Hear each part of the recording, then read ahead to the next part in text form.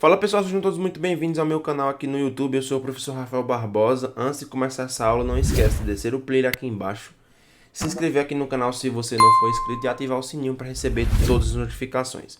Antes de tudo, eu queria falar de um parceiro nosso aqui no canal, que é a plataforma Biolodúvidas, né? O canal Biolodúvidas com meu irmãozão Patrick Gomes. Se você não é inscrito no canal, o link está aqui na descrição desse vídeo. E não esquece de acompanhar também lá aulas de biologia que eu participo junto com ele sobre diversos assuntos interessantes, além de aulas para ensino superior que a gente também posta no canal dele, tá certo? Então, essas aulas estão imperdíveis. Antes de começar essa aula, preciso dizer para você que o tema de hoje é reações inorgânicas. Então, você vai ver aí as principais classificações e os principais tipos de reações inorgânicas logo depois da vinheta. Então, vem comigo.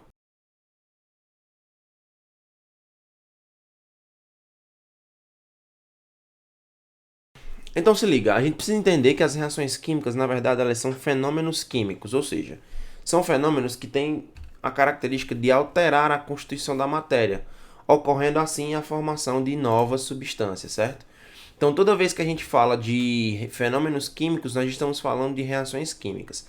E essas reações, elas têm uma característica muito importante, que é a transformação de reagentes em produtos. Então reagentes vão ser substâncias que vão reagir, formando posteriormente os produtos de uma reação, certo?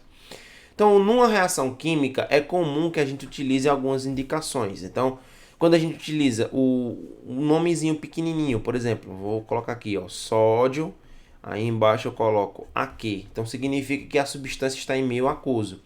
S significa em meio que está sólida, L, que a substância é líquida, G, que é gasoso. Para cima é um produto gasoso volátil, por exemplo, CO2, aí eu boto a setinha para cima. Então, é um produto volátil. Quando eu coloco, por exemplo, a AgCl, coloco a setinha para baixo. Então, significa que é um produto insolúvel. E o delta, tá?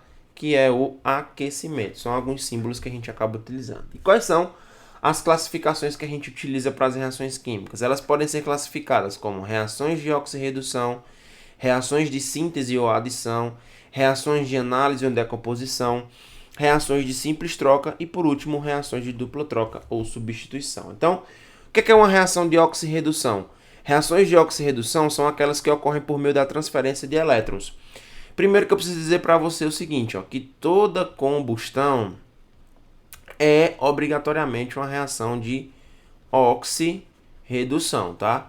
Então, toda combustão é uma reação de oxirredução. Lembrando que a combustão se caracteriza pela reação de um combustível com o comburente, que é o oxigênio. Então, o que é a oxidação? Bom, a oxidação, pessoal, nada mais é do que o aumento do NOx, tá? Então, quando uma substância oxida, o NOx aumenta, onde ocorre também o ganho de oxigênio, tá? Então, toda vez que uma substância ganha oxigênio, ela está sofrendo uma oxidação, tudo bem? E na oxidação, o átomo ele também perde elétrons.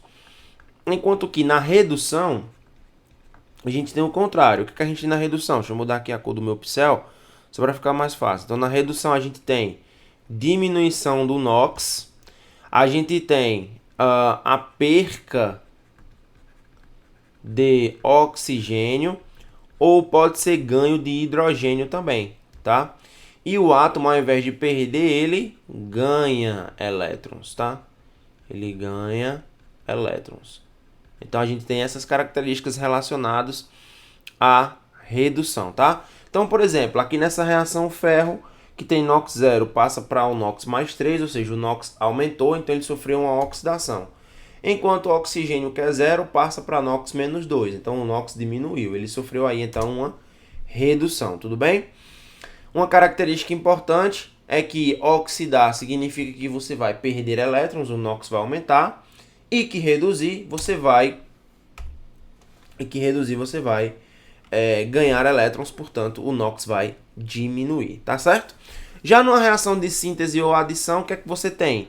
Dois ou mais reagentes formando um único produto. Então, por exemplo, a formação do NaCl a partir do sódio sólido e do gás cloro é uma reação de síntese, porque eu tenho duas ou mais substâncias formando uma única, ok? Reação de síntese. Essas reações de síntese, elas podem ser reações de síntese parciais ou totais. Quando é que a síntese é total? Quando a partir de duas substâncias simples, olha só, a partir de duas substâncias simples, eu acabo formando uma única substância composta.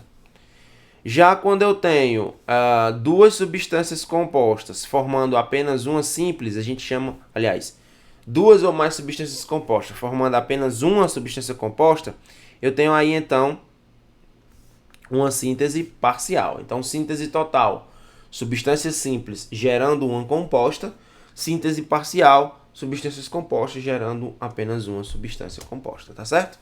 Então, a síntese total nada mais é do que a queima do magnésio, ou seja, a reação do magnésio com o oxigênio. A gente tem aí uma síntese total formando o óxido de magnésio, tudo bem? As reações de decomposição ou análise são o contrário das reações de síntese. Então, nesse caso, a gente vai ter uma substância gerando duas ou mais. Então, por exemplo, dicromato de amônio formando um íon de cromato mais nitrogênio mais água. Lembrando que quando essa setinha está para cima, significa que essa substância ela vaporizou, como vocês podem ver aí na imagem, tá certo? Então, o vulcão de serpentes é uma reação que acontece quando o tiocianato de mercúrio é aquecido junto com o dicromato de amônio. Durante o aquecimento, o tiocianato de mercúrio 2 se decompõe formando cianogênio e o disulfeto de carbono, que vão reagir, que reagem com o oxigênio em uma reação exotérmica formando nitrogênio, CO2 e SO2, que no caso é dióxido de enxofre.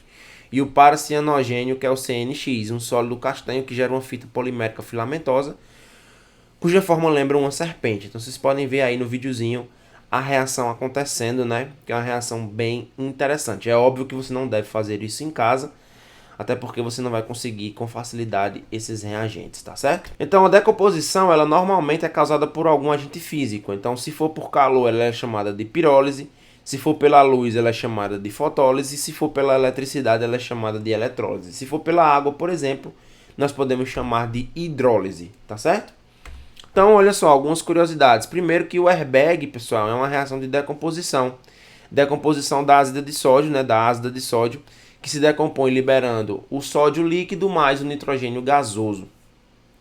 Então, quando você pula em cima do airbag, ou quando você ativa um airbag, essa reação ela é instantânea, tá? Ela precisa ser instantânea para proteger, no caso, a pessoa, o passageiro, certo? Então, jamais também fazer isso em casa, pelo amor de Deus, tá? As reações de simples troca ou deslocamento é quando você tem a reação entre uma substância simples e uma substância composta. Então, perceba que aqui, A e B simplesmente trocaram de lugar, certo? A e B trocaram de lugar. Então, aqui a gente também tem um exemplo, que é quando a gente tem a reação do zinco mais o sulfato de cobre, formando o cobre mais o sulfato de zinco, certo? Então, reação de simples troca, substância simples reagindo com a substância composta. Essas reações, elas acontecem por uma diferença de afinidade, na verdade, de potencial. Então, só vai acontecer uma reação de simples troca ou deslocamento, por exemplo, se o ferro tiver um potencial de oxirredução ou um potencial de deslocamento maior do que o do cobre, ok? Então, toda reação de simples troca também é uma reação de oxirredução. Então, alguém vai oxidar e alguém automaticamente irá reduzir. Então, toda vez que esse processo acontece, também acontece junto a ele uma reação de oxirredução, tá certo? E por último, pessoal, as reações de dupla troca ou dupla substituição. São aquelas que duas substâncias compostas reagem formando duas ou mais novas substâncias compostas. Então aqui a gente tem o nitrato de chumbo reagindo com o iodeto de potássio, formando o iodeto de chumbo mais o nitrato de potássio, certo? Então é uma reação aí de dupla troca. E aqui um videozinho para falar para vocês sobre o resumo entre todas essas reações que nós acabamos de falar. Então, na reação de síntese, duas substâncias compostas formando uma única substância. Aliás, duas substâncias simples formando uma substância composta. É uma reação de síntese. Uma reação de decomposição, eu tenho uma substância composta formando duas ou mais substâncias diferentes, certo? Então, ocorreu aí uma decomposição, ok? Você pode também ter uma reação de simples troca, que nessa reação de simples troca você tem uma substância simples reagindo com uma substância composta, certo? Reagindo com a substância composta. E por último, nós vamos ter aí uma reação de dupla troca, onde eu tenho duas substâncias compostas reagindo, ok? Gente, por hoje era isso. Eu agradeço você ter ficado comigo nessa aula. Espero que essa aula tenha sido de grande aprendizado para você. Lembro que aqui nos comentários é o espaço para você deixar todas as suas dúvidas.